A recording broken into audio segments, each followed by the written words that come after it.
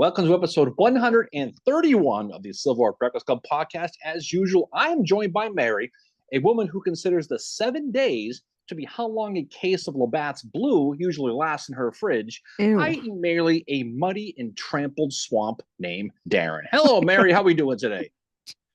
I have not had Labatt Blue in, oh wait, You it's had been it like, recently. that's Oh, right, I no. did too. See, you just, okay, Yeah, any it's case. Well, so gross. So gross. it's not the best. What's going on with you? How are you doing, Mary? What's new? We were here for episode 131. Mm-hmm. So another one in the books. How about you? It's been hot Good. here. It's been warm as summertime has hit. It's definitely a gold bond powder situation for the gentleman here in the Northeast, Mary, but it's okay. I guess it's better than the cold. But I'm a good host. So I will ask you, of course, our always question, of course, is what are you drinking on this fine, steamy, hot evening? So I'm drinking Sam Adams Wicked Double Hazy Juicy Double New England IPA, which is actually really Oh, good. As everybody knows, it's a local brewer here in Boston. And I'm drinking it out of my Sherman's staff mug. So yes, it has Oliver Otis Howard on it. That's the only way I could get him into this episode. mhm. But the reason I chose that mug is because we didn't have anything to do with Gainesville at all for mugs. And today is the anniversary of the Battle of Kennesaw Mountain, and a lot of the people on this mug, like Sherman, obviously, Howard Slocum, Blackjack Logan, they all are participants in the Atlanta campaign, which the Battle of Kennesaw Mountain was part of that campaigan. Okay, excellent. That's my very long-winded story. Oh, Sorry to I our was going to listeners for that. say, I need to shave again now. Anyway, Are well, you it's been a while. drinking? Oh my God! Thank you for asking, Mary. I am drinking. It's Sam Adams. It's just like you. It's just hazy IPA or wicked hazy, I guess it would be. And like you said, it's from Boston. I'm drinking it from our Civil War Breakfast Club company mug because, to your point, we don't have anything from the 7 Days No. campaign or specifically Gaines Mill. But in any case, that is the situation. So, Mary, I don't know if you know because it's been a few weeks now, but a few weeks ago we talked about the Battle of Yorktown Mhm. as Union General George McClellan began his Peninsula campaign to attack the rebel capital in Richmond, Virginia. Today, we're going to jump ahead a little bit, Mary, and talk really what is the culmination of the Peninsula campaign, better known as the 7 Days Battles. Now, just real quick to set this thing up, on June 1st, 1862, Confederate Commander Joseph E. Johnston was wounded at the Battle of Seven Pines. And yes, Mary, there was someone else wounded at the Battle of Seven Pines. There was General another one. Oliver Otis Yeah, Howard, that's yes, right. lost There you his go. right Okay. arm. He certainly was. But not long after, one Robert Edward Lee is going to Hmm. take over the rebel army in the East. And up to that point, Lee was basically an advisor to the Confederate President Jefferson Davis. He helped build some of the coastal defenses, some of the defenses of Richmond. Really, he was a military advisor. That's pretty much what he was. And it's amazing to think that at that time, his reputation was not all that great. It was somewhat negative. Following his struggles in Western Virginia, he earned the negative nickname Granny Lee because Hmm. of his white hair and his old age. I guess Well, he wasn't didn't that he old, but go he looked like it. gray overnight, He did from Cheat basically? Mountain. Yeah. He went there and he came back. He came back, with the white beard. But unlike his predecessor, Johnson, in this campaign, Lee wanted not so much to play defense like Johnson did. He wanted to seize the initiative. He wanted to flip the script and really play offense Hmm. and ultimately drive McClellan's army away from Richmond and off the peninsula. So, like we said, his goal really was to shift what would be his 90,000 man army that was north of Richmond and kind of hit McClellan's right flank and drive them back. And this is going to result in the basically the known as the 7 Days Battles. But again, as this is all going on, Lee is the benefit of some intel of what's going on. It's going to really Hmm. help shape these battles. It does. And that is a lot of that is given to him by his main cavalry guy. Everybody knows him, General Jeb Stuart, James Ewell Brown Stuart. This is when he does his famous ride around McClellan, which turns out to be a huge embarrassment for the Army of the Potomac. And he starts doing this in the early morning hours of June 12th, 1862. His orders are at 2 a.m. Gentlemen, in 10 minutes, every man must be in his saddle. And they took off and they literally just ride around the Army of the Potomac. Now, with him, he's got Colonel William H.F. Rooney Lee, who is General Lee's son, and then Colonel Fitzhugh Lee, who is General Lee's nephew. And they're with him on this as well. And Stuart wanted scouts Federal scouts to think that they were going to reinforce Stonewall Jackson in the Shenandoah Valley. He's all about trying to mess things up, and he does that. Like they head at first, they're heading towards Hanover Court, and literally these guys are going to ride a whole circle around the Army of the Potomac. And at this time, the Army of the Potomac Cavalry is not what it is in 1863. It is very different. It's structured very, very differently from the what the Confederate cavalry is, and that is why Stuart is able to get the advantage here. And wild rumors start to spread that, there's going to be 5,000 Confederates attack. General Philip St. George Cooke, who we're going to talk again about later in this episode, he happens to be Jeb Stuart's father-in-law, and the two of them do not get along. They don't speak very much at all, because he's obviously fighting for the Union and Jeb is fighting for the Confederacy. It creates one of the best quotes in the entire American history. Yep. When he says when he found out that St. George Cooke was going to stay with the Union, he's from Leesburg, he's a Virginian, and when Stuart found out about it, he said, "You will regret that decision just once, and it'll be continuously." Yep. One of the greatest quotes I use regularly in my work life. In any case, go on. I digress. And there's one point when Stuart starts to circle back. So his father-in-law, George Phillips, or General Philip St. George Cooke, has gathered 500 troops to face Stuart, and Stuart no longer is where he's supposed to be. General G.K. Warren, he thinks Stuart is going to be near Old Church, where he'd went by once, and Warren's like, he'll return that way again. He doesn't. So Stuart is really fooling these. This is why it's such an embarrassment. And none of them consider that Stuart was doing a full circle around them. Yep. So Stuart arrives back at Lee's headquarters dawn on June 15th. And now they do run into a point where Rooney actually says, "I think we are caught," and they nearly make it back across the river. So they covered, riding around 100,000 men. Like there's a whole bunch of them. Or he rode around an army of 100,000 men. He covers 100 miles. He only loses one guy during it, loses not very much at all.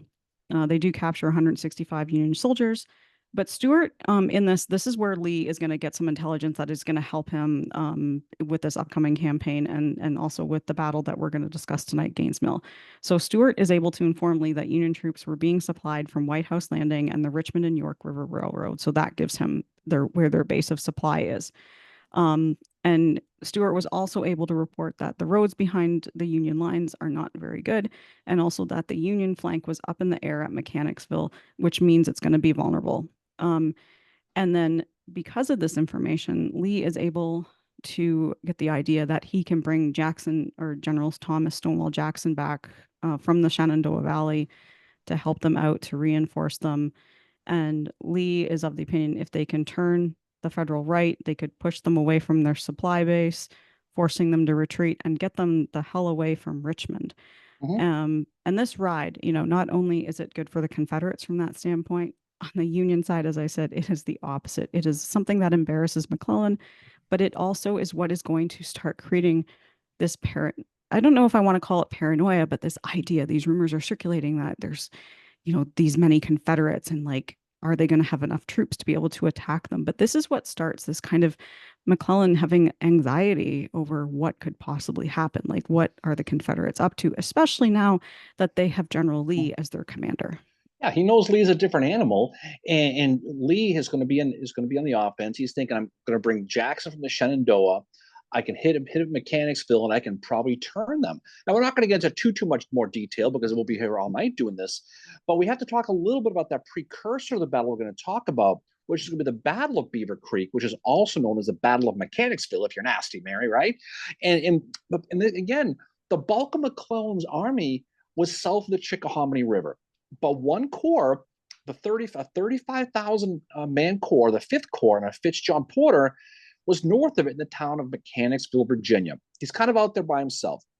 Now, again, we're not going to go too crazy with the details here about this specific battle. We'll definitely save it for another day. But for whatever reason, Jackson is late to the party here.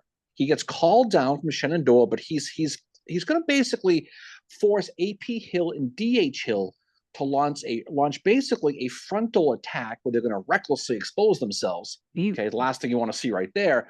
Really, and it led to a Confederate defeat with heavy casualties due to basically poor execution of Lee's Hmm. plans by Jackson. Now, we're not going to talk, but it's a harbinger of some things that are going to come with this.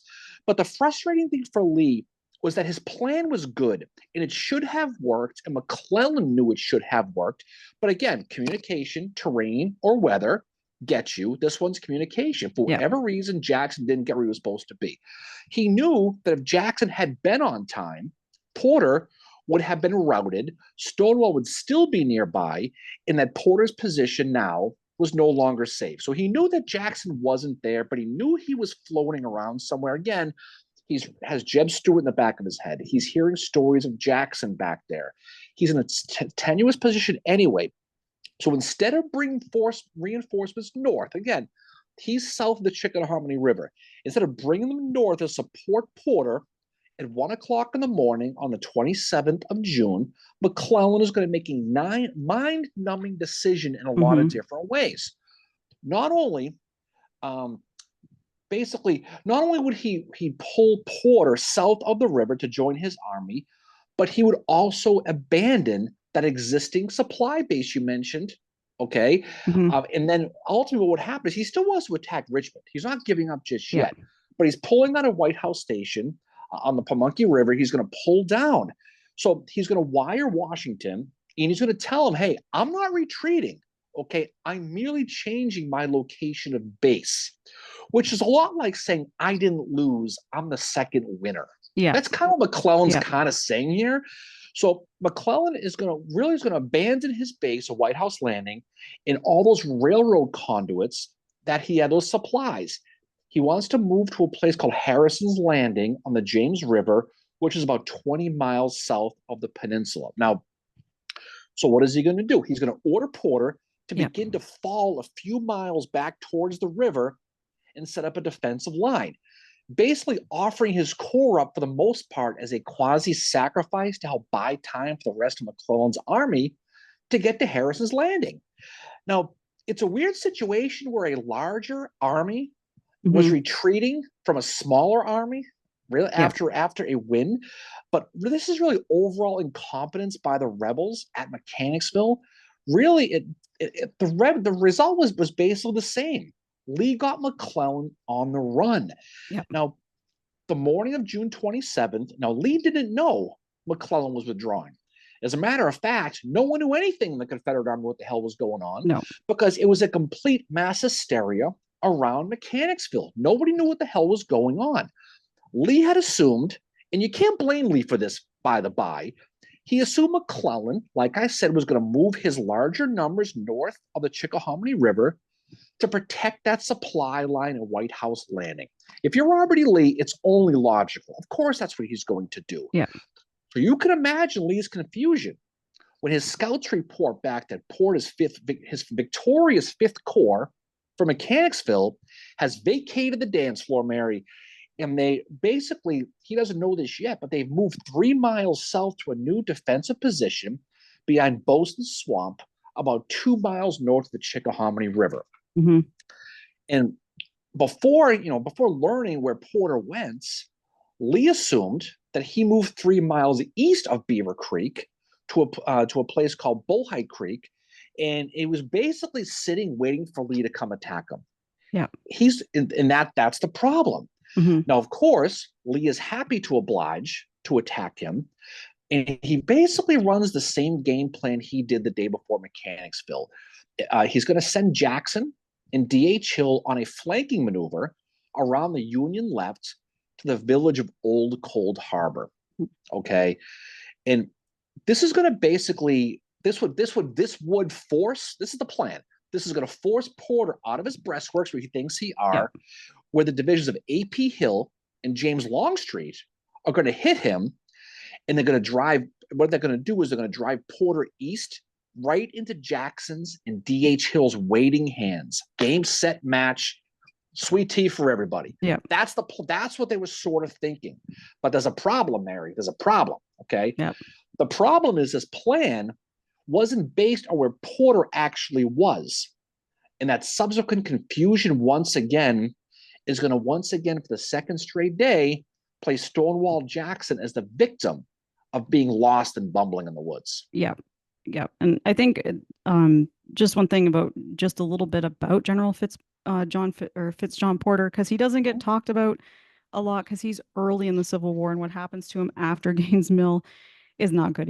I don't want to say he drifts into obscurity, but he was born in 1822. He's from Portsmouth, New Hampshire, and he was born to Captain John Porter and Eliza Chauncey Clark. He's cousins with William D. Porter, Admiral David Dixon Porter, and Admiral David G. Farragut. So very much a Navy family.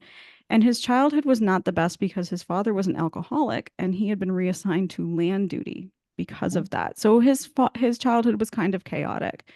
He was a graduate of Phillips Exeter Academy and West Point. Graduated in 1845. 8 out of 41 cadets breveted second lieutenant in the 4th U.S. Artillery. He's involved in the Mexican-American War.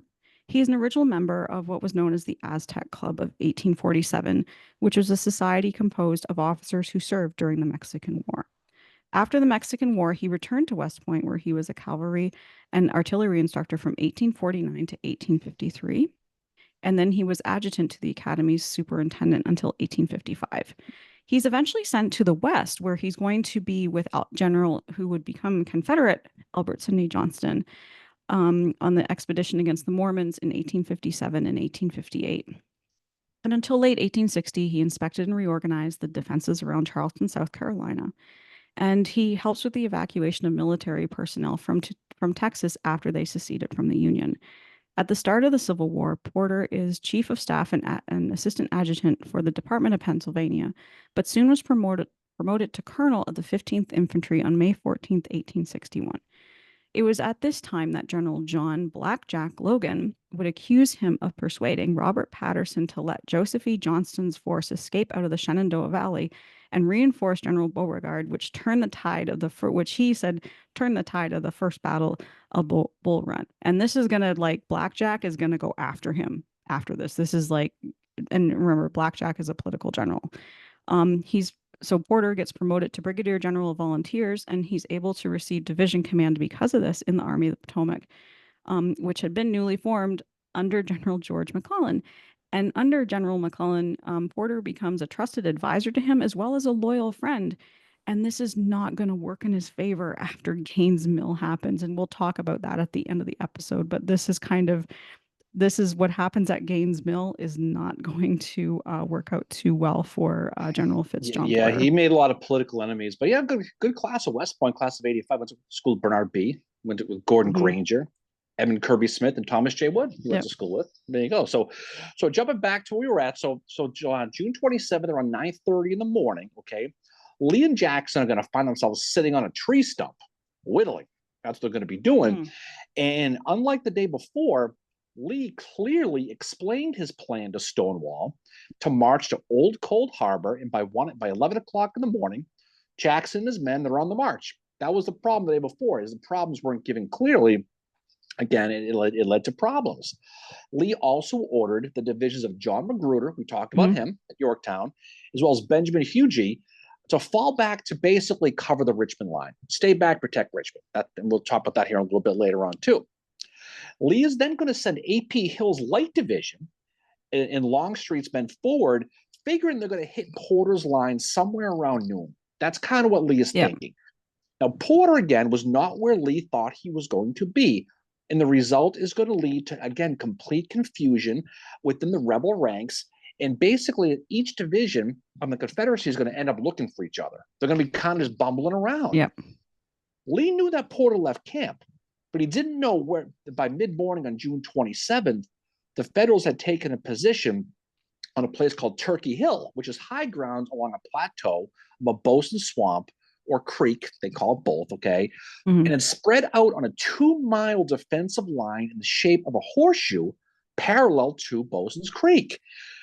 Porter's line was basically a mile south of Gristmill, owned by William Gaines. And this is why the battle will be known as the Battle of Gaines Mill. Now, real quick at William Gaines, man, is another fun lover we got to talk about real quick. Extremely pro-slave, pro-rebel, pro-secession, largest landowner in the area. Fun fact, he was the father of Fanny Gaines, if you've read her diary, one of the better diaries of the Civil War. She happened to write it. There you go. Gaines hated Federals They've been camped on his land for a little bit of time.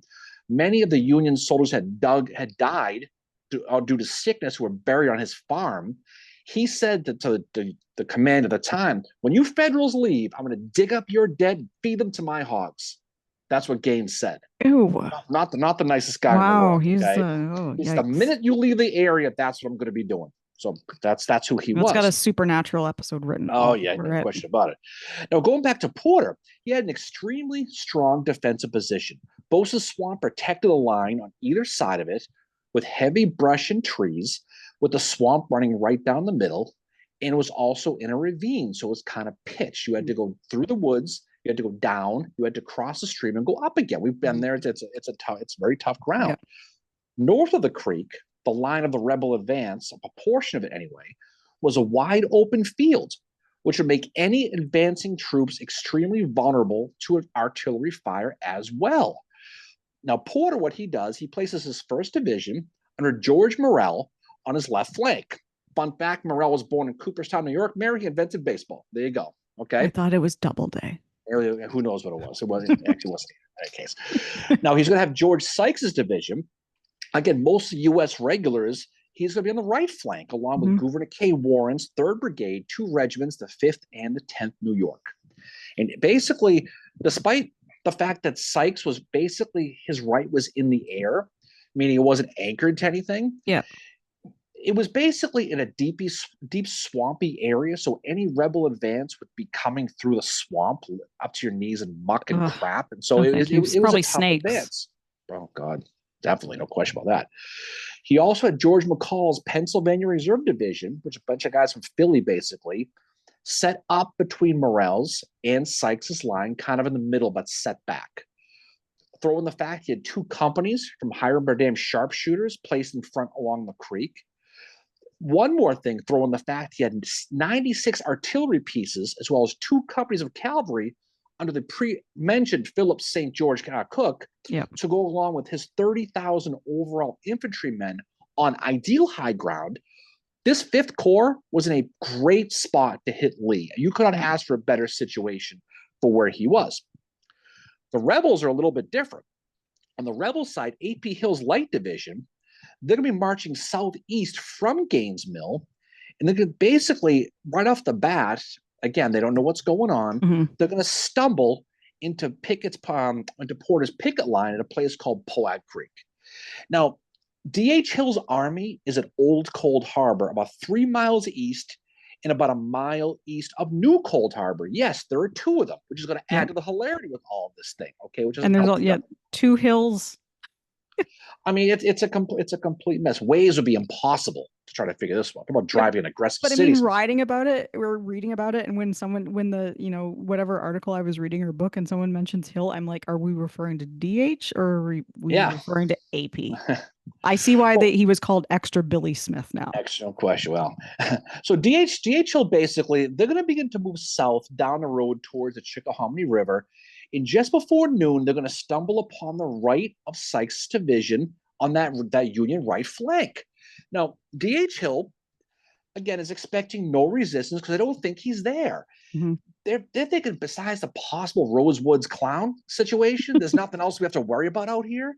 So you can imagine their surprise when they saw Sykes' line, how strong they were. So D.H. Hill immediately orders his men to halt their tracks right here. Just everyone stop. We got to wait for Stonewall because this is ridiculous. And they end up exchanging fire back and forth a little bit. They become the target of Union artillery fire in their front, but they're not going to attack. They're going to wait. Now Lee is back at his headquarters at Gaines Mill, but despite being just a mile or so away, he couldn't hear anything. Because of that omnipresent acoustic shadow that floats over the Civil War battlefields, the humidity, the whole deal. He can't hear the Union guns going, and he can't hear the musket fire. So he has absolutely no idea what the hell's going on.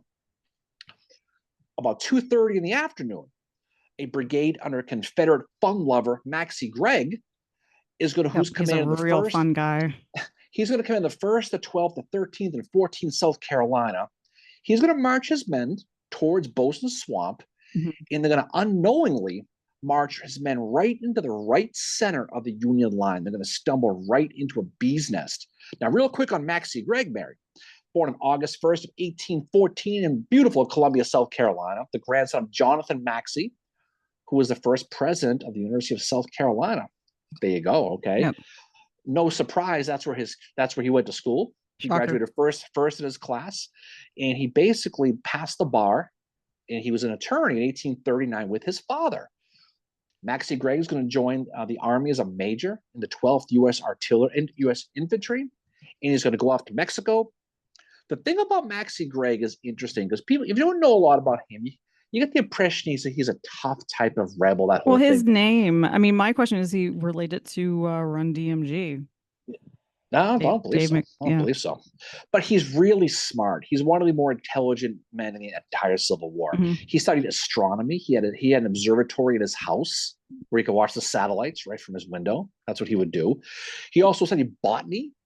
He was also fascinated by birds, loved birds. Oh, he But would you know have what loved the Merlin app. but you know what he did? He would shoot the birds and then study them. Oh, That's how he watched birds. He killed the birds, then wow, that's how that that's hard. Yeah, no, I'm just you know. a bird watcher. I don't shoot them. No. No. Politically, he was a politician that would be called a fire eater, Mary, pro South states' rights, very pro slavery. He considered his first priority in the government of South Carolina. He was a classic states' rights guy. Somehow I'm not shocked. Remember the 1860 convention in South Carolina? He pushed for secession. He was also an advocate of overturning the banned African slave trade from 1808. He wanted to get the band back together, going to get that started again. That sounds like a real fun person. Yeah, so he was tough. I mean, we're not going to talk about him. He ends up getting killed at Fredericksburg, shot in the spine.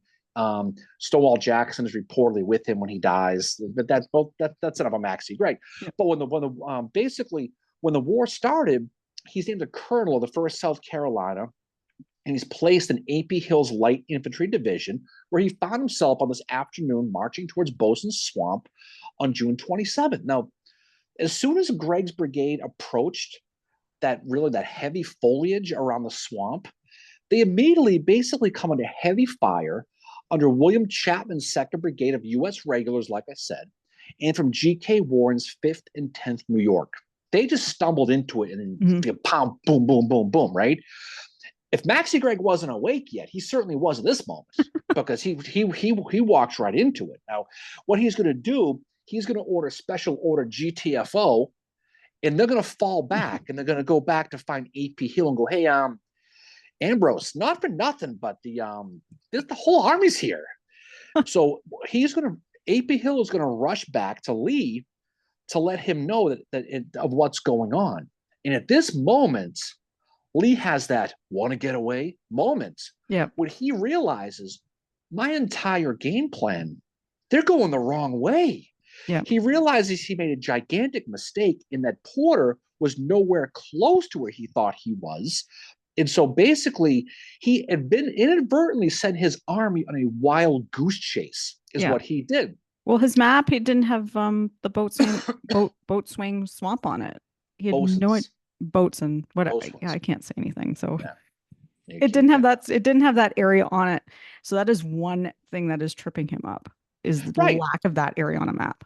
But then Lee realizes how strong Porter's defensive line is, how strong the ground is.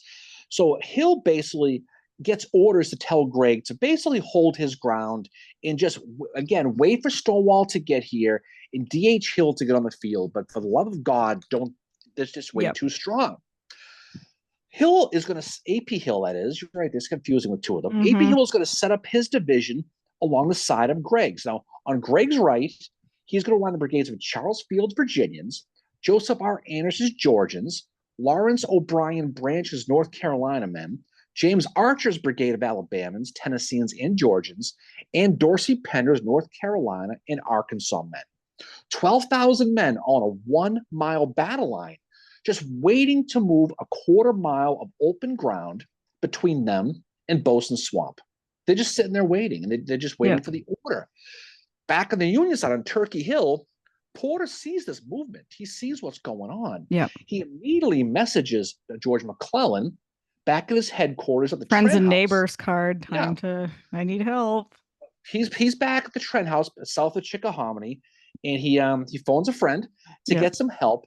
But really, he only gets really help from one division from the Sixth Corps under Henry Slocum, who's in reserve. So by 3:00 in the afternoon,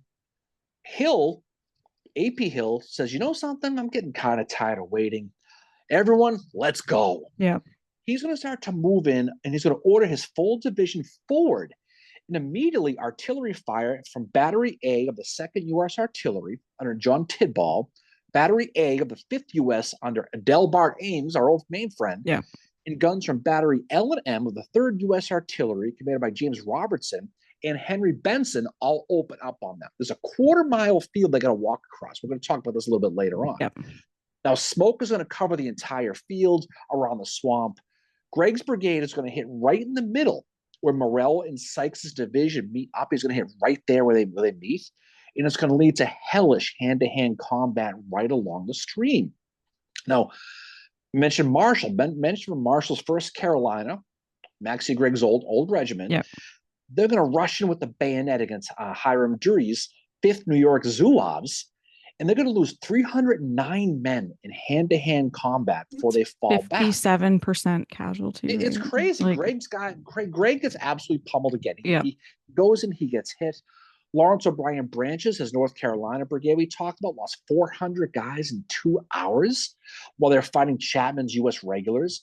Meanwhile, Berdan's sharpshooters are ping, ping, ping. They're picking them off one by one.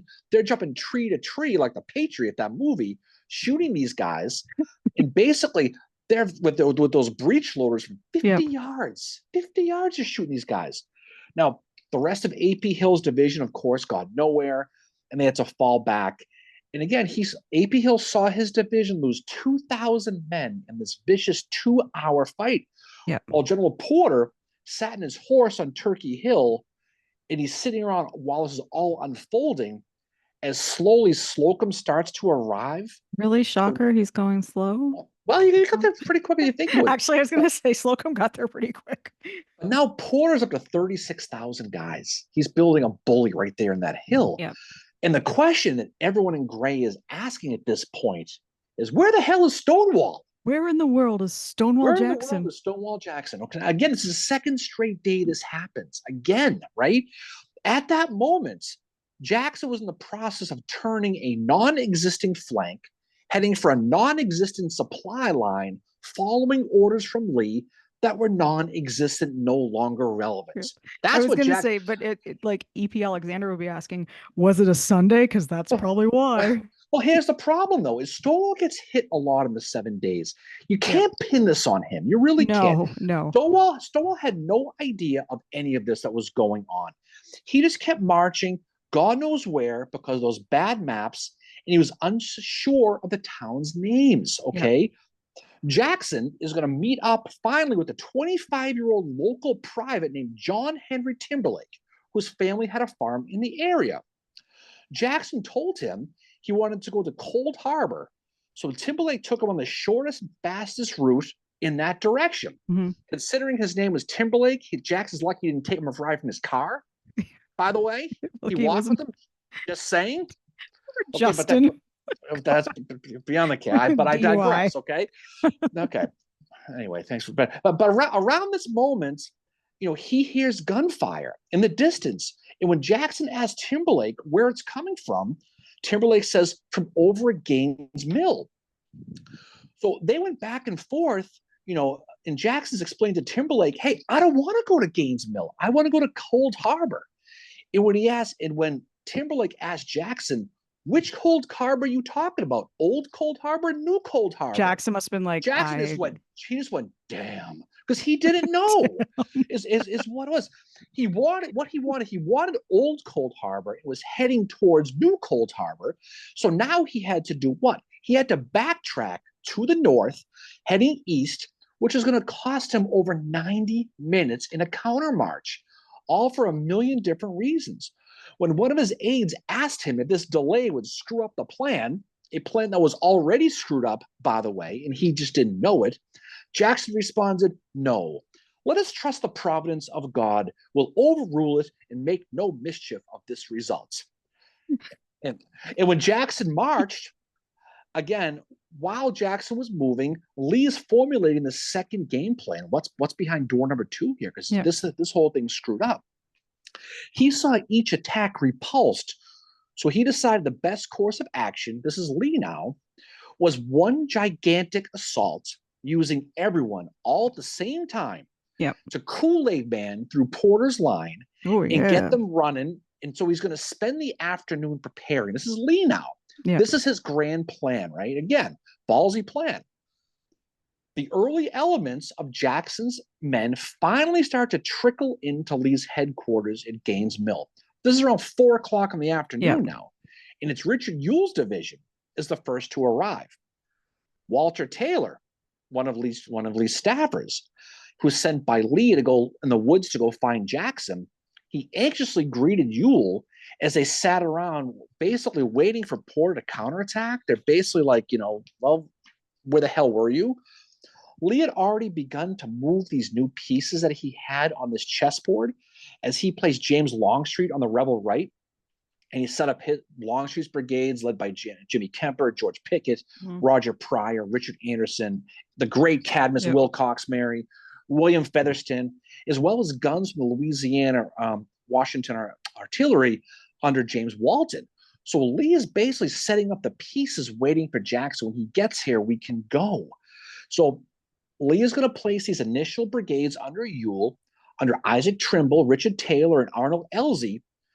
They're going to attack the middle. And then he's going to basically send another aide to again go try to look for Jackson and tell him to rush his men to the field ASAFP. That's basically what he's going to do. So at this very moment, Ewell's going to send in men from the 8th Brigade, also known as Hayes Brigade, under Richard Taylor to attack. So Ewell's going to, for this big grand attack, Ewell's going to attack first anyway. He's going to go in.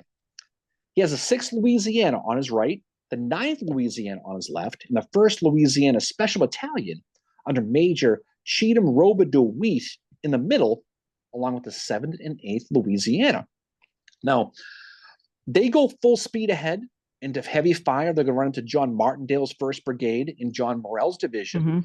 And they're going to hit men from the 22nd Massachusetts, Mary, the 18th Massachusetts, under our old friend, Boston guy, Colonel James Barnes. At this point, that's where he is. A rebel named Isaac Seymour is going to be killed immediately. And the Louisiana men get confused as they're heading down a Bosun Swamp. Now one of their leaders is gone. Major Wheat is now going to take command. He's going to be immediately mortally wounded. And this is when these Louisianans, when they realize Trimble, basically they're going to fall back as Isaac Trimble's men begin to come in. Once Wheat goes down and once Seymour goes down, they're kind of a rudderless they're ship, kind of like, what is going on here? So Isaac Trimble is going to come in. And a Louisiana soldier has a quote as he sees these approaching men from Trimble. And he says, "Boys, you are mighty good, but there's hell in there." That's what he tells them. That's the quote. Now, when they return to the lines, the Louisiana troops, again, now Wheat's down and they loved him.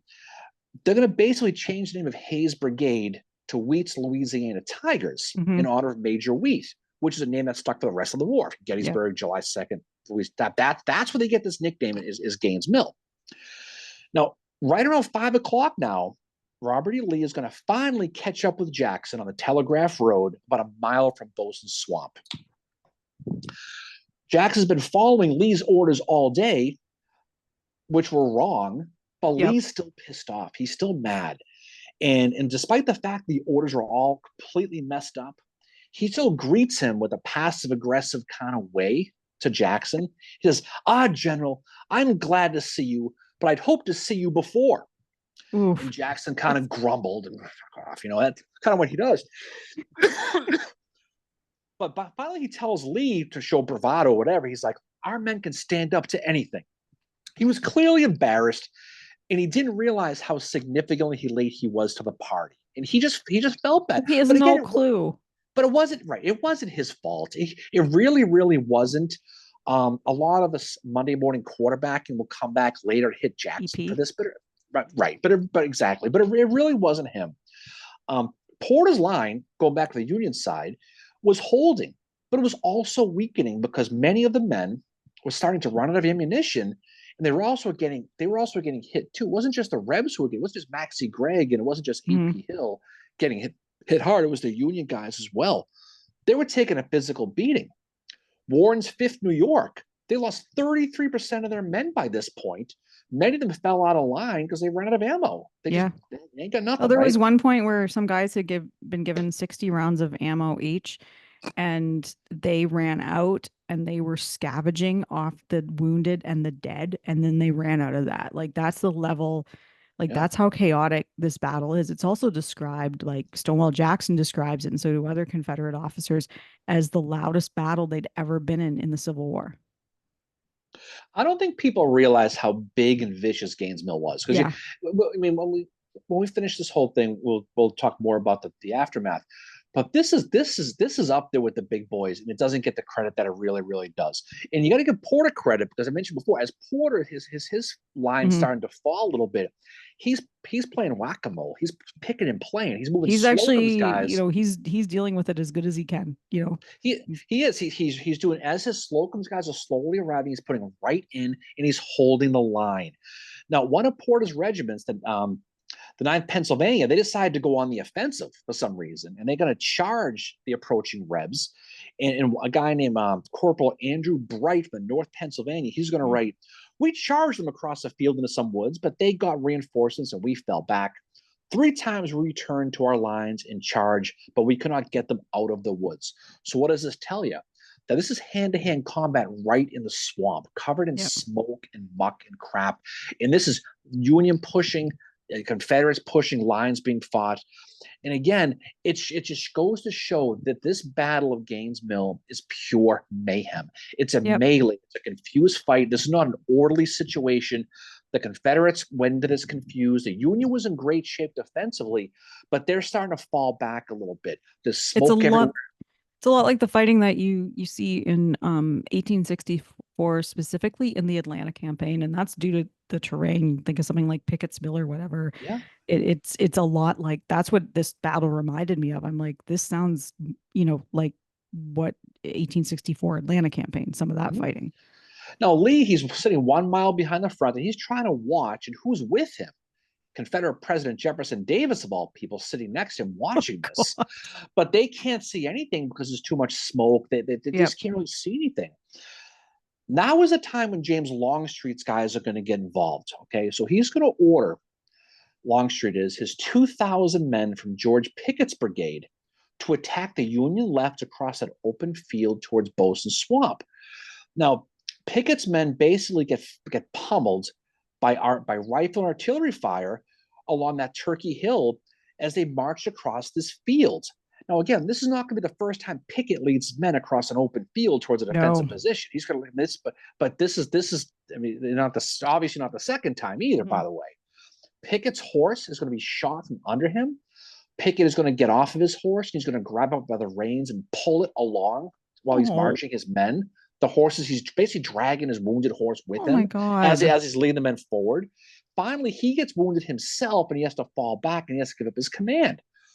And again, taking over Pickett's brigade is going to be Colonel Epahunton, who is the commander of the 8th Virginia. And he's going to be the only one, actually, who's going to ultimately break the Union line temporarily at this point. Mhm. He's going to cross Bosun's Swamp, but he's not going to be able to take advantage of it. Kind of like Ambrose Wright at Gettysburg. He's going to get there and realize there's no one around, so he has to fall back. Yep. But what does this say again? It shows Porter's line started to crack. It's starting to Yep. be a little bit vulnerable. So Longstreet, he sees his men basically wilting and falling back, and he understands quickly that he does not have enough men to attack this Union position. Again, he'll think about this at Gettysburg later. This is why Yep. these things, you think back these earlier battles, Like I've all been these here before. all these decisions they make in these later battles come from smaller battles. Yep. And Gaines Mill is definitely in Longstreet's head. There's no question that it Yep. is. So at this point, A.P. Hill, Ewell, and Longstreet have all tried to attack the line and have all failed miserably. But Porter is becoming more and more a scared Mary. is what's going on with this. Well, I think His that too men, is his men are getting tired. Like how his men are, many like they're it's tired, but they're starting to break, and he knows it. They're approaching their saturation point. yeah, They're F this moment. They're yeah, getting close to that, right? And so basically, he's getting concerned of what he saw. So he had sent about 4 o'clock in the afternoon. Porter sent a relatively optimistic message back to McClellan saying, yeah. "We're fighting, we're doing okay, things are good." But by 5 o'clock, he's going to send another one. This is the second message. And this message is going to say, and I quote, Mary, "I am pressed hard, very hard, about every regiment. I have been in action, and unless reinforced, I'm afraid I shall be driven from my position." So McClellan, he's going to get Porter's SOS message. He's going to become alarmed, but he's only going to send a couple of brigades from Edward Sumner's Second Corps, Yeah. including one commanded, by the way, of Jackson's old nemesis, William H. French. He had previously sent 8,500 men before from that other division from Yeah. Slocum. So he's thinking a couple of brigades, you know what? I can basically just send a couple more brigades and they're going to be fine. I'm That's what McClellan's surprised he going to do. didn't send more given that he was like, it sounded like going into this he was worried. So I'm surprised he's not Well, like send remember the big, more. remember that's what Lee expected. Remember the Yep. picture. He wanted his men south of the Chickahominy River to get out of there. Yeah. He doesn't want to go back north again. So he basically wants Porter to hold the line as long as he can, slowly sneak back to Yep. get across the Chickahominy so they can get the hell out of Dodge, that to the James River. That's kind of what he does.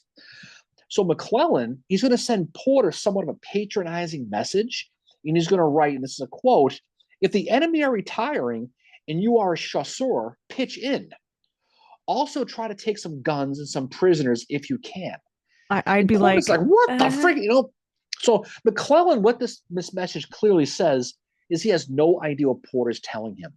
That yep. this is an existential moment where he is getting pounded and he needs help. He doesn't have enough men. He needs help. Finally, 5:30 p.m., Mary, guess what happens? Stonewall Jackson arrives at Cold Harbor, and he pulls together his remaining divisions that are William H.C. Whiting and Charles Winder. He pulls them Yep. together, and here is where Jackson makes his mistake. It's not Yep. the marching in the woods. It's not looking for the clown. But this is where he makes a mistake. Okay. And this is going to be deja vu, by the way, from Shiloh with another guy we talked about not too long ago named Lew Wallace. Okay. Yep. Jackson doesn't give written orders to his chief of staff, Robert Debney. Instead, he gives verbal orders to his quartermaster named John Harmon. And basically, it's the same exact thing as Shiloh. Exactly. He doesn't give his Robert Dabney he's sick. He's one of his chief of staff, but he's not feeling well. So he doesn't give him the written orders. He gives John Harmon verbal orders, who's a quartermaster, who's not used to taking orders. Now, naturally, Harmon is confused by Jackson's verbal orders. So when he tries to issue those orders to Whiting and Winder, they all get confused. What the hell are you talking about? They end up sitting around on their hindquarters at Cold Harbor for clarification for another hour. They're sitting around going, I don't know. What do you think? That is I don't know. exactly like Shiloh. It's crazy. So again, it's funny how these things all repeat itself. They really, really do. Okay. Again, bad communication in war costs lives. And it's going to be no different here at Gaines Mill. Finally, Dabney, he locates Whiting and Winder, and he gives them the correct order. And they finally get their men moving. Again, this is an hour later now. By now, it's 6 p.m. It's dusk. Darkness is a fallen, Mary. It's getting dark out, okay? The street lights are coming on. The boys got to come Kids home, need to go home. Right? Exactly. So at this moment, Jackson is meeting with Lee on that Telegraph Road again. And really, the urgency is really kicking in for these guys now. If we're going to get these guys, we got to get them now. It's getting dark. William H.C. Whiting is going to march his 2 brigades under John Bell Hood and Evander Law. But immediately, they make a mistake when what happens? Hood marches too far to the right. There's an irony that Hood went too far to the right. Just saying. Should have gone to the right. Maybe he learned his lesson. Who knows? Maybe he was scared of it. But he does. But finally, it's 7:00 p.m. now. Hood and Law are finally set up on Longstreet's left. After going a little bit too far. And that just happens, whatever. Okay. A.P. Hill and Ewell's men, They're too tired to continue. So Lee is going to basically use his 16 available brigades, 32,000 men. And this is what I said before. He's going to throw them at the same time, the whole shooting match at Porter's tired and breaking 34,000 man defensive line with his artillery. Okay. Now, like I said before, it's getting dark, Mary. And all the Rebs at 7 o'clock all start moving. They're all going. Okay. It is the final grand assault. And this is between 60,000 plus tired and beaten soldiers. Now, on the rebel left, D.H. Hill, I mentioned that field, has got to march 400 yards up a hill, both ways in the snow, like my mother used to say. But he's got to walk on his side across that swampy ground.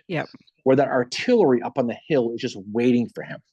And they start ablazing. They ended up in a hard hand-to-hand fight up to their waist in the swamp, fighting a place called the McGehee House, right in that area on the Union right, in this crappy swampland. Sergeant Thomas Evans on the 12th United States Regulars wrote of it. He wrote, "Every post, bush, and tree now covers a man who is blazing away as fast as he can. Column after column of the enemy melts away like smoke, but is quickly reformed and again rushes on." So again, wave after wave continues to rush this Union line through the swampy ground on the Union right. Alexander Lawton's 3,500 Georgians under Jackson, they're going to hit that Union center with John Jones's 2nd Brigade, and basically his men are going to be fighting with guys from Ewell's division. They're all going in on that Union right. I mean, on that Confederate right. Longstreet is going to get the crappy job here. He's the one who is going to have to cross that 1/4-mile long field that Pickett had tried before even reaching the swamp. Colonel Edmund Patterson, the 9th Alabama. He's in the great Cadmus Wilcox's brigade.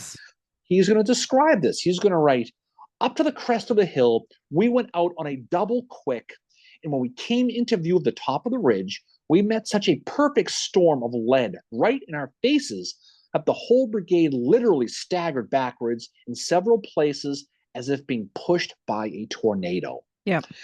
Now, Hood and Law's men are on Longstreet's left. And we got to talk about John Bell Hood here. Now, Hood, he's commanding the 1st, 4th, and 5th Texas, that 18th Georgia, as well as Hampton, South Carolina Legion. Law has got his 4th Alabama, his 2nd and 11th Mississippi, and his 6th North Carolina. And they all go in. Now, Whiting's going to tell Hood and Law to rush full speed without stopping to fire. Just get across the field ASAP and burst through that Union line as fast. Just run right through them. Don't even shoot, just run right through them. Now, basically, Hood and Law's men, they're going to get all mixed up as they're on this Oliver Otis Howard type dash across this field. And they're literally tripping over dead and dying Confederates as they're going, trying to keep their pace. They can't shoot, they just have to run. And Law and Longstreet themselves are behind Hood. Hood is running full speed with his men ahead of everybody. I mean, this is John Bell Hood here. Like this is before he's wounded, before he started to lose his fastball. Like, and he goes. This is vintage Kobe John Bell Hood. Okay, this is at his absolute peak. He's running full speed. He's running alongside of his men while this Union artillery from Turkey Hill is firing and blowing holes in their line, trying to run. All I can think about is Gould Shaw in the movie Glory, running with his men. That's exactly what I thought about this too. Like that's what Hood is running doing. with his sword, screaming. Hood is screaming to his men, urge them forward, keep the rank, close on the colors, just stay with them. And as they go to 300 yards of the wood line, Berdan's sharpshooters against are firing at them and picking them off one by one. They're dropping like flies from Hood and Law's guys. The survivors got to the ridge line about 150 yards from Bosun Swamp, and from there, it's down that ravine. And they got to go down to the creek, and they face fire in their faces as they descended down by the water. Private William Hamby, 4th Texas. The fire of the enemy was poured into us with increasing fury, cutting down our ranks like wheat in a harvest.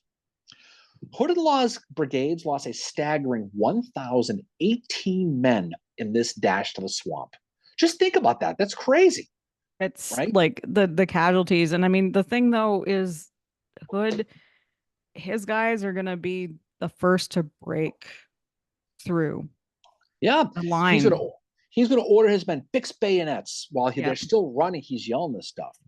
Now Porter's line is starting to break, and they cannot stand this full barrage by Lee. Lee's got a lot of guys, 34,000 guys at this point, and Porter saw many of his men turn on their heels and start Mhm. to run up the hill and get the hell out of Dodge to save their own lives. This is as soon as the Union center breaks with Hood and with Law, what happens is the feds fall back, those flanks start to cave in too. The Rebs are shooting at the Union guys in their backs as they're running. Yep. 1/4 Texas said one volley was poured into their backs, and it seemed as if every ball found a victim. So great was the slaughter. So just picture the Union guys running up the hill, Confederates picking them off one by one. As the Union center collapses, the left and right flank they start to collapse. They all get pushed in, and that was basically it. Ewell and D.H. Hill are able to basically break the flank. Sykes' U.S. regulars on that Union right are caving in, and then before long, the entire Union Army in Porter's Fifth Corps and Slocum's reserves are all running like hell to the Chickahominy River, full Yep. speed. Now, now while the Union are on the run, the Confederates' next target is what? It's the guns. Yep. It's those And artillery pieces on Turkey Hill. They want the guns. yep. And this is where there is a point where the Confederates start to hear a familiar sound, and that's cavalry, but it's not theirs. It's the Union. And this is where Union General Philip St. George Cooke, Mhm. Jeb Stuart's father-in-law, comes back into play again. And as you mentioned, he's born in Leesburg, Virginia, graduated from West Point in 1827. He's in the Mexican American War, and his family is deeply divided by secession. He remains loyal to the Union. His son John Rogers Cook became an infantry brigade commander in the Army of Northern Virginia. And again, he's Jeb Stuart's father-in-law. Um, but when he saw the infantry giving way and the artillery unprotected, he ordered the 5th U.S. Cavalry up the slope to protect that artillery. But the charge is unfortunately repulsed by the Confederates. And there is controversy afterwards regarding the impact on Porter's ability to save the guns because of this. Yeah, this charge by Philip St. George Cooke, it really goes down as a real folly. He Yep. gets he gets some regiments bagged, and really, it's going to be the end of his field career at the end of this because Yeah, you mentioned you unfortunately. mentioned you Yep. mentioned at the beginning that he was kind of embarrassed a little bit by his son-in-law when he did the runarounds. So Yep. this was his redemption point. So after Philip St. George Cooke gets beaten here, it's really bad he gets beat. He basically gets chained to a desk for the rest of the war. That's pretty much the end of it. Yep. But again, he for the most part this fruitless charge again is trying to save the guns, but it fails miserably, and they end up having to sacrifice them. And when it became too dark, Lee kind of calls off the dogs a little bit and stops the pursuit. And really, before the Union Army got to the Chickahominy, so the darkness really allowed the Federals to escape to safety. So it was a little bit too little, too late where they got a late start. They But there's did. also the brigades of General Marr and William Henry French. Are they kind of stay back too to help them, the Union Well, they help. guys? They help with they basically help with the Yep. at this point they help with the retreat. Those two Yep. regiments from Sumner's Second Corps, they did arrive late, but really just in time to kind of help the men in the artillery over the river at Yep. that point. But many of these exhausted Union troops, it's too dark to move. Um, they kind of stopped where they were at night, and they found safety and they crashed and they were exhausted. One of them was George McCall's first brigade commander, a Lancaster, Pennsylvania native Mary named John Fulton Reynolds, who stopped to sleep under a tree thinking he was far enough away from the rebel pursuit while they were all running back. And Yep. he was surprised when he was awakened by none other than men from D.H. Hill, who Yep. happily let him know that he was now a member of their cop party. He was a prisoner. I'm sure And Reynolds happily let them know how he felt about that. well, when Reynolds was brought to the rear, he met D.H. Hill, who was friendly with behind the war, an old army Yep. friend. And Hill says to Reynolds of his capture, it's a great quote: "Do not feel bad about your capture. It is the fate of war." And of course, Reynolds is going to find himself a guest of Libby Prison in Yep. Richmond. Until just not long ago, he was out of there on August 15th, where he was He's prisoner exchanged exchange. for Lewis Thielman, who was captured on February 6th at Fort Henry by U.S. Grant. So Reynolds got out pretty quick. Now, Yeah. the Battle of Gaines Mill is going to basically prove it's going to be Robert Lee's first victory as commander. And it's Yep. going to be, and it's going to be basically extremely costly, though. The rebels are going to lose 7,500 men, while the Union lost about 6,800. And this is about Yep. 6 hours. So we're not talking about a long battle. The Rebs basically were able to gain control of about 24 artillery pieces. And there were 9 regimental Union commanders either killed or wounded. So it was costly on both sides. But here's the thing, though. As bad as the Battle of Gaines Mill was for the Union, it should have been a lot worse. Oh, They got absolutely. lucky. Now, again, it's not if not for Jackson's orders, bad communication, bad terrain, and the darkness, the Battle of Gaines Mill could have been a game changer in the East, despite the fact that it was still the largest of the 7 days battles, and it was a clear victory for Lee. Yep. Regardless, Lee's assault on July 27th of over 30,000 men was the largest in the entire war. Yep. It was larger than Pickett's charge, larger than Hancock's the Mule Shoe. It was larger than the charge of Franklin. I mean, it was just a gigantic charge. But the thing about it, though, was McClellan, he was already planning on moving his headquarters to the James River. But what Gaines Mill did psychologically for the Confederacy was 2 things. Well, one, they knew Richmond was no longer in danger. Yeah. They knew it was done. And they also knew that basically they had nothing to fear from George McClellan's army at this point anymore. Yeah. McClellan took the defeat at Gaines Mill very, very hard. Oh, he was Right. riding on a very emotional, I don't want to say it was a roller coaster, but if it was going in the down position the whole time. Oh. And I think you have the telegram that he sends Yeah, to Washington. Yeah, you know how you get pissed off at your boss and you send a message, you text, you email, then you kind of give yourself a couple of minutes. We'll get to that in a second, but what he what he does first and foremost, though, is he calls a meeting, a war council meeting on June 27th with his commanders, telling them we're retreating. We're not changing our supply line. We are gone. Forget Richmond. We are out.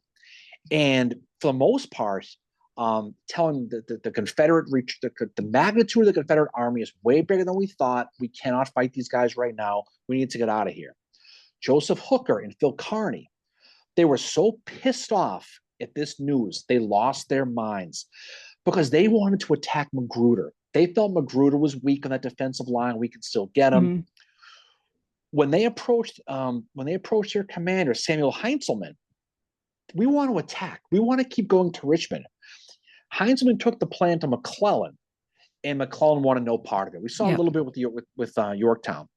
Upon hearing this, Kearny went to McClellan's headquarters and told him off personally, and the horse you rode in on. And he wasn't talking about the cavalry, Mary. According to personally, I think I would take it as a compliment if Kearny told me off, because I could imagine that would be such a colorful telling off. According to a staff officer who was there, Kearny told Mack in language so strong that all who heard expected that he would be placed under arrest, or at least a general court-martial would be held or relieved of his command. That's how bad this was. Now, later that night is when McClellan is going to send this infamous telegram. Yeah. The worst one he will ever send to Secretary of War Edwin Stanton. He wrote again of this battle, a battle which he did not witness, by the way. This is what he wrote about this loss that he was still pissed off about. I'm going to read this, a couple paragraphs, Mary, so stay awake, okay? McClellan writes, "I have lost this battle because my force was too small. I again repeat, I am not responsible for this, and I say with the earnest of a general who feels in his heart the loss of every brave man who has been needlessly sacrificed today. The government has not sustained this army. If you do not so, the game is lost. If I save this army now, I will tell you plainly that I owe you no thanks to any persons in Washington. You have, and this is the last 9 words, you have done your best to sacrifice this army. Now, the only reason why McClellan's days with the army did not end right then and there is a guy named Edward Sanford was the guy who received the telegraph. He read it and he says those 9 words. He goes, I can't send this. He deleted the last 9 words. Oh my! So wow. Stanton never read those words, and so Stanton never. So the telegram went to Stanton, the rest of it, but those 9 words, which basically told him go drop dead, go after yourself. He never got. The response comes back to McClellan. Guess who sends the response back? It's Lincoln, right? It's the guy with the hat, yep. Abraham Lincoln. Lincoln response simply says, save your army at all events. We will send reinforcements as fast as we can. So clear, but again, clearly the Lincoln administration was close to the first time being the end of McClellan with this. And again, at the end of the day, what the Battle of Gaines Mill, the lesson that it teaches is communication is a killer. But even with that, you saw Lee's aggressiveness and how much of a difference that must have felt like to McClellan or to Porter after fighting Johnson up and down the peninsula up to that point. Now you got a guy coming off of Mechanicsburg, right? That fight. Now you've got a guy who's going to throw his entire army in your face to push you back. And at that point, the Union Army, Lincoln, Stanton, Halleck, McClellan, all of them realized they were in for a real thing with this Robert E. Lee. Yeah, I think it was very unnerving for McClellan, and I do think that Stuart's ride is kind of, that's also the beginning of that, because it's like, well, what are they doing? Like they're riding, like they can't find where he is. And I think McClellan, there's some words in that telegram that go back to, we talked about this in the episode about Yorktown, that I think McClellan did have some, he witnessed a lot of carnage when he was in Europe. It was Sevastopol, and he witnessed like young men getting killed and he saw their wounds. And I think that kind of left a mark on McClellan.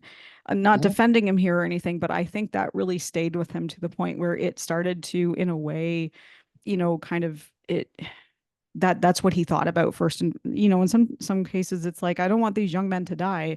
And he was struggling with that, but still he wrote this telegram high in his emotions. Should he have said that stuff? He probably should have just wrote it and been like, you know what? I'm gonna go take a nap, maybe play a game of chess and come back to this and rethink what I'm saying here too. The thing about it, if he would have just told Porter's Fifth Corps just to get the heck out of Dodge as fast as you can, forget stopping the Turkey, just go. It would have saved a lot of bloodletting, but he felt it was necessary. And again, his army lives to fight another day. I mean, it ends up leading to bigger things down the road. You're going to have Second Manassas. McClellan's obviously going to get stuck on the desk in Washington. You're going to have John Pope arrive. You're going to have all this that comes with Second Manassas that does lead McClellan back in again. That's going to lead to South Mountain and Antietam, the whole deal. Yep. But again, this is the lesson that the Confederates learned with Jefferson Davis and them, that they've got a fighter now with Lee. But again, he also is the first time where you begin to see the way his orders are sent. Yeah. He's a macro manager. He gives orders in a way that's going to give a little bit of gray area. And this is a situation where the 2 battles of Beaver Creek and then of Gaines Mill, where the orders were a little loose and it got screwed up. And it's a big reason why you saw Jackson giving very specific orders to Hill and to Ewell and to people later on. And again, the lessons go back to Gaines Mill. Gaines Mill is a substantially important battle to study if you're studying the Civil War, because it changes so much. You learn a lot of lessons about guys like Longstreet, about Pickett, about how they fought and how they fought in later battles, specifically Gettysburg. And you see Hood at probably what is his high point. You see how he was, which he's very good. Hood, I've always said Hood is great at this level of command, but then when he gets wounded, that's when he, sadly starts to slow down. And I think he loses that part of him because of the wounds. But here he is, he's out front leading his men. Like he's such a you know, like he's good here.